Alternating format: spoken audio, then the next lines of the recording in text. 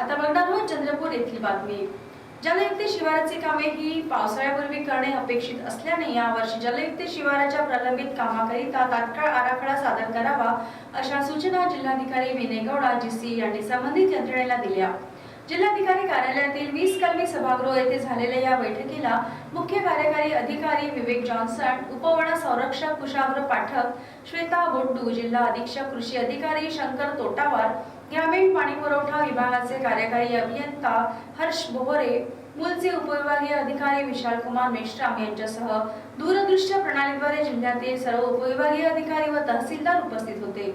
यावेळी जिल्हाधिकारी गौडा म्हणाले, जलयुक्तची कामे पूर्ण करण्याकरता अतिरिक्त निधीची मागणी करावी। प्रत्येक मागणीवर निधी वितरित केला जाईल। सन 2023-24 मधील दिलेल्या प्रशासकीय मान्यतेनुसार 100% निधी वितरित करण्यात येणार आहे। आवश्यकता भासल्यास अतिरिक्त निधीची मागणी करण्यात यावी।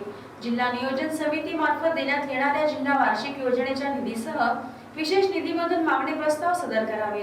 प्रधानमंत्री कृषी सिंचन योजनेची सन 2023-24 मधील प्रशासकीय मान्यतेनुसार करण्यात येणारी कामे प्रत्यक्ष स्थळी भेटी देऊन पूर्ण करावी।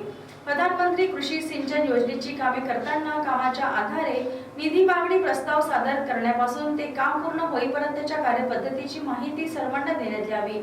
सर्व उपविभागीय अधिकारी यांनी आपल्या स्तरावरून बैठकी घेऊन जलयुक्त शिवारच्या कामात येणाऱ्या अडचणी सोडवाव्यात। तसेच सर्व विभाग प्रमुखांनी आपल्या कार्यालयात नोडल अधिकारी यांची नेमणूक करावी व त्यांनी जलयुक्त शिवार कामाचा आठवडी अहवाल जिल्हा अधीक्षक कृषी अधिकारी यांच्याकडे प्रत्येक सप्ताहात सादर करावा। पुढे जिल्हाधिकारी म्हणाले, निधी मागणी सादर करताना कोणतीही त्रुटी येणार नाही याची काळजी घ्यावी। तसेच सदर निधी हा संबंधित लेखा शीर्षकांतर्गत असल्याची खात्री करावी।